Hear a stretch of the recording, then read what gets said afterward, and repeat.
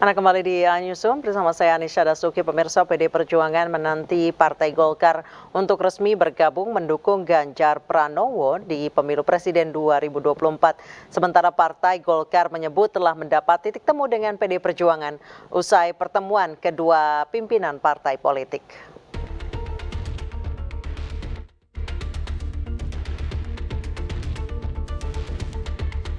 Partai Golkar dan PDI Perjuangan sepakat membentuk tim teknis untuk membahas rencana berkoalisi pada pemilihan Presiden 2024. Ketua Umum Golkar Airlangga Hartarto mengeklaim partainya telah mendapat titik temu dengan PDI Perjuangan.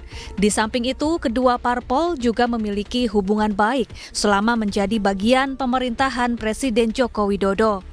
Ketua DPP PDI Perjuangan Puan Maharani mengamini pernyataan Airlangga Hartarto. Untuk tim teknis, jadi kebersamaan antara Partai Golkar dan PDI Perjuangan itu insya Allah dimulai dari hari ini tuh sudah mulai terjalin kebersamaan, ditandai dengan bunga merah dan kuning tadi, tanda cinta, artinya tanda bahwa kita merasa punya hati yang sama gitu ya Mas Ketum.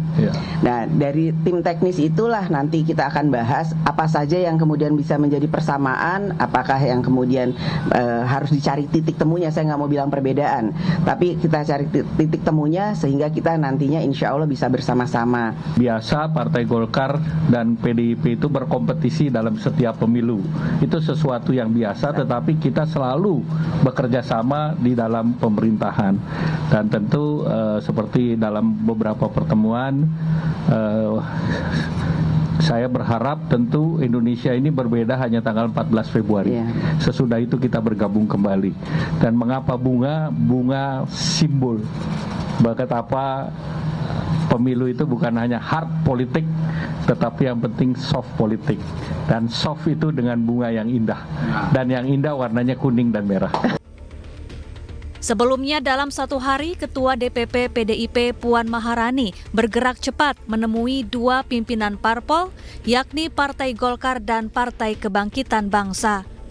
Puan seolah menggoda kedua parpol untuk segera bergabung mendukung Ganjar Pranowo sebagai calon presiden di pemilu 2024. Meski PDIP merupakan satu-satunya parpol yang mampu mengusung pasangan capres dan cawapres sendiri, tidak dapat dipungkiri PDIP membutuhkan dukungan politik dan kerjasama dengan sejumlah parpol lainnya. Sementara sebelumnya Partai Golkar tergabung dalam Koalisi Indonesia Bersatu bersama Partai Amanat Nasional dan Partai Persatuan Pembangunan. Namun belum juga menentukan bakal calon presiden, koalisi ini retak lantaran P3 berputar haluan dan merapat bersama PDIP untuk mendukung pencapresan Ganjar Pranowo. Hingga kini baru PDI Perjuangan, P3 dan Partai Perindo yang secara resmi menyatakan dukungannya terhadap Ganjar. Tim Liputan iNews melaporkan.